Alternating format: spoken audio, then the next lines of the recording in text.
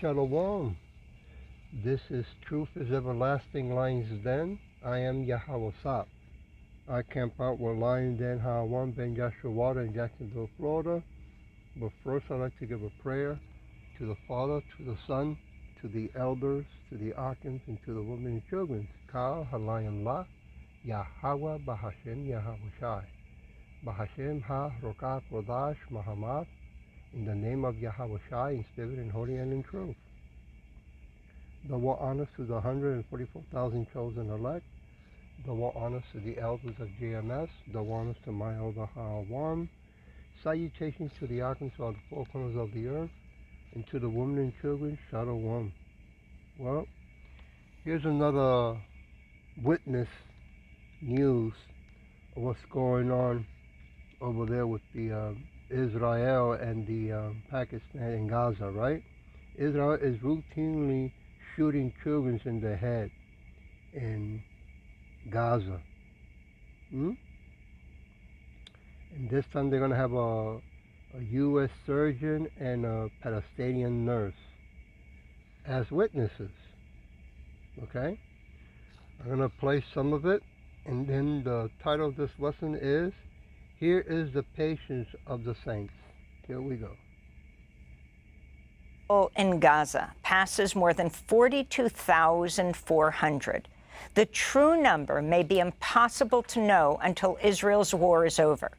But medical workers who witnessed the carnage in Gaza's hospitals are speaking out. We begin today's show with a surgeon who volunteered at the European Hospital in Khan Yunis and wrote a devastating opinion piece in the New York Times, headlined 65 Doctors, Nurses, and Paramedics, What We Saw in Gaza.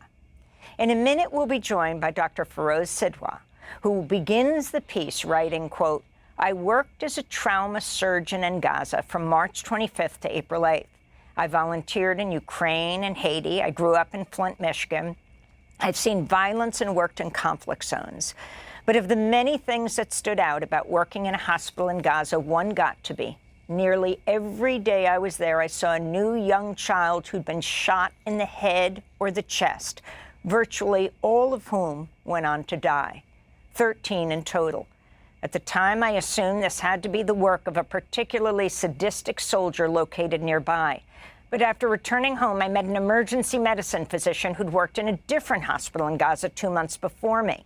I couldn't believe the number of kids I saw shot in the head, I told him. To my surprise, he responded, yeah, me too, every single day, he said. The piece quotes dozens of healthcare workers and includes 3 X-rays or CT scans of pediatric patients who were shot in the head or the left side of the chest. The person who provided the scans was Dr. Mimi Saed, who works in Khan Yunis from August 8th to September 5th, and said the children usually arrived at the hospital either dead or in critical condition after suffering a single shot. On Tuesday, the New York Times opinion section editor issued a statement refuting claims circulating online that the images were altered, saying the editors had, quote, photographs to corroborate the CT scan images, but, quote, because of their graphic nature, we decided these photos of children with gunshot wounds to the head or neck were too horrific for publication. For more, we're joined by Dr. Feroz Sidhwa, the trauma and general surgeon who wrote this piece. He also spearheaded an open letter to President Biden and Vice President Harris, signed by 99 U.S. medical professionals who served in Gaza, testifying to the unprecedented scale of the healthcare catastrophe and calling for an immediate ceasefire and the end to all U.S. support for Israel. We are also joined in Chicago by Raja Musla, the country representative in Gaza of Med Global, a medical humanitarian aid group. She previously worked as a nurse at Al-Shifa Hospital in Gaza City. We welcome you both to Democracy Now! Dr. Feroz Sidhwa, let's begin with you. Thank you for joining us in the studio. We heard from you in Gaza and spoke to you right when you came out. This is very significant, this New York Times op-ed. First, that the Times agreed to run it, and then the controversy around it, what they published and what they didn't publish. Tell us the story. Yeah, the Times piece was interesting. Actually, the opinion section reached out, the visual opinion team reached out to me and asked me to write the piece. And so we came up with the idea together, and that was after we wrote an open letter. Like you mentioned, we wrote one in October, but we also wrote one in July and to the Biden administration. That was when the Times reached out to me and said, "Can we get information about exactly who wrote or who saw what in Gaza?" So we did. We designed a poll. I got everybody to answer it that I could, and we went on from there. The controversy that you mentioned about the images is just manufactured nonsense. It's no connection to reality whatsoever. These pictures there's no reason to doubt them at all. Furthermore, I've seen the full CT scans. I've seen the photos of the actual wounds on the children. It's not surprising. These were common injuries in Gaza. I mean, like almost everybody saw the same thing. Everybody saw kids get shot in the head. Almost everybody saw severely malnourished children. It seems like the piece has had an effect. It seems like it's making its way around, and people are seeing it, and they're kind of horrified by what they see, which they should be. And then talk about the whole issue of whether to show the dead or dying children and their injuries. Yeah, so that was never. So in the piece as I wrote it, that was never part of the plan, I guess you would say. But once all this nonsense about people saying the images are faked came out, the New York Times, I guess and I wasn't involved in that decision at all, but they had to decide whether or not to put, the picture they're talking about. She's probably a 4 or 5 year old girl. Her eyes are closed. She has a breathing tube down, and she has a bullet wound right here. There's some brain matter that you can see on her hair. I'm a trauma surgeon, so I'm used to seeing things like that, but I can understand what they mean when they say that they're too horrific to publish. I personally wish that Americans could see more of what it looks like when a child is shot in the head, when a child is filleted open by bombs. I think it would make us think a little bit more about what we do in the world. Did the Times also do a news piece on this, given the level of the video, of the scans you had, the pictures you had?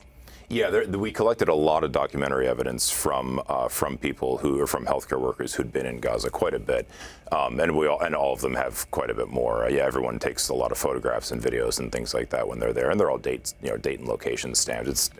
They're not faked. I don't know if the Times news section has reached out to other people because their names are mostly public.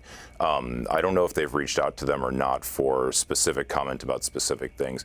I have been contacted by, I don't think I'm exaggerating if I say dozens of journalists since coming back from Gaza, news journalists saying that we want to publish about the children being shot in the head, the extent of malnutrition, especially small infants dying of malnutrition and dehydration, and they all say that they need an overwhelming. They need a way of just kind of overwhelming their editors' skepticism. They need just a humongous mass of evidence. So, like I know.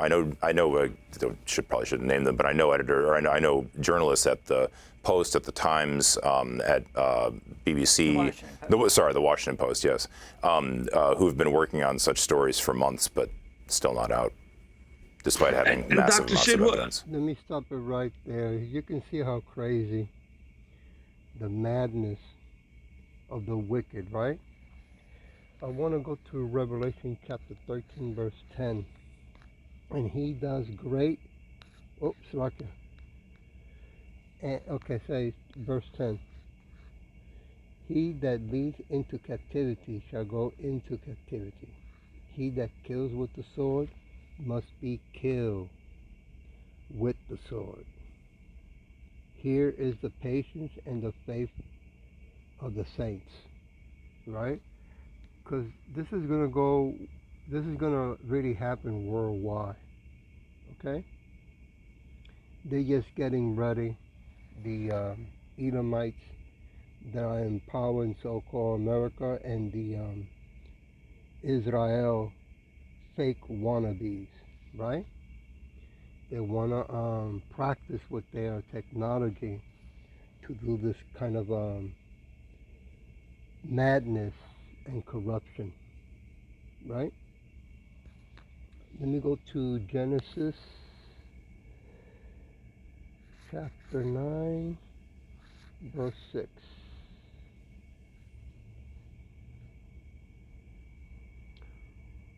Whoso sheds men's blood, by men shall his blood be shed. For in the image of Yahweh made he men. Right? And they're taking out babies and children, right? And on top of that, they say that they believe in the Almighty God, right? When the scripture made it clear that you're supposed to wait for Yahweh Bashin Yahushai, that vengeance is his, right? I want to go to Romans chapter 13. Keeping it short, I got to go to camp. Romans chapter 13,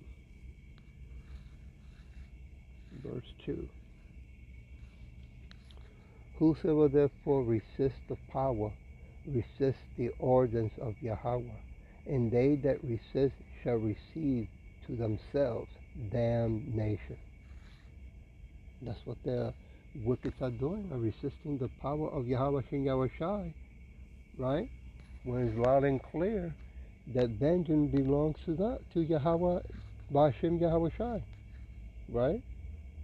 They're not supposed to be, if they are the chosen ones, like they say they are. They're not supposed to be building an army on earth, right? And I'm going around raping, murdering, and plundering, right? But there you go, how the truth, more and more truth keeps popping out. Let me go to Titus chapter 3, verse 1. Give me a minute. Chapter 3, verse 1.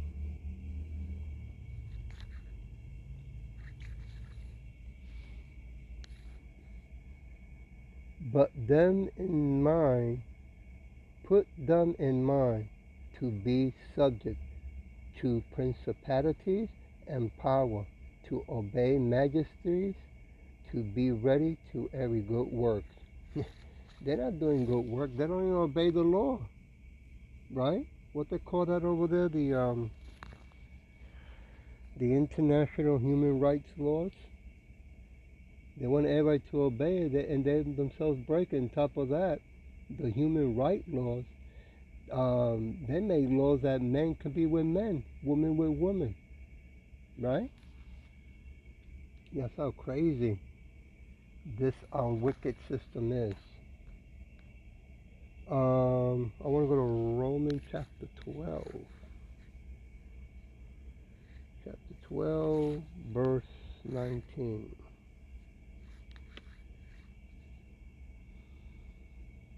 Dearly beloved,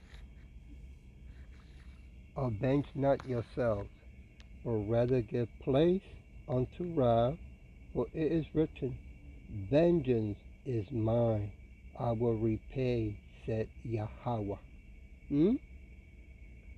So you notice that these Israelite, Ben, whatever Yahoo name is, only uses our Bible, right, when it's convenient, right, to keep on deceiving 2/3 of our people who want to keep on promoting, right, the beautiful, right, that Israel, the chosen people they are when they're not chosen.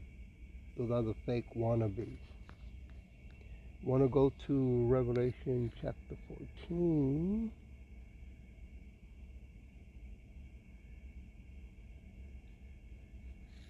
Verse 12. Here is the patience of the saints. Here are they that keep the commandments of Yahweh and the faith of Yahushai. Verse 13. And I hear a voice from heaven saying unto me, write, blessed are the dead which die in Yahushai, from henceforth, yea, said the Spirit, that they may rest from their labor, and their works do follow them. Okay? So, everything is not going to be forgotten, right? Everything that we are seeing that's going on around the world, and what's going to, what will happen to us when that second shutdown comes.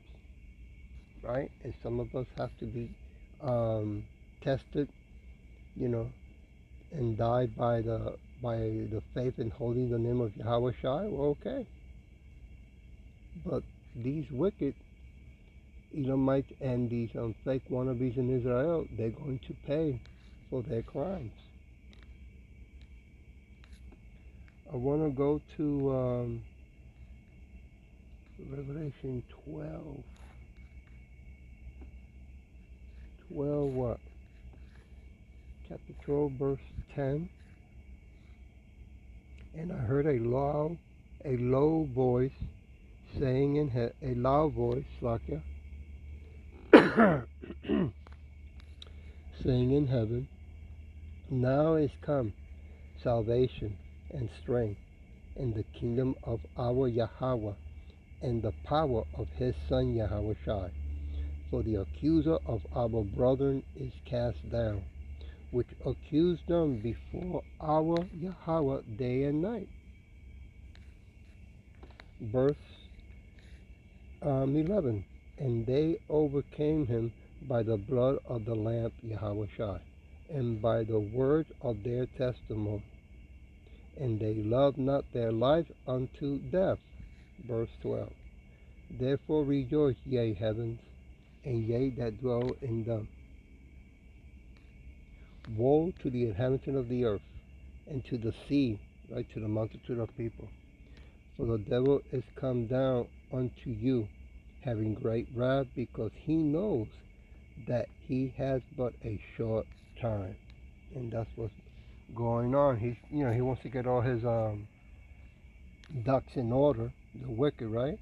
And they want to make sure to what level of power their technology can go, can be used.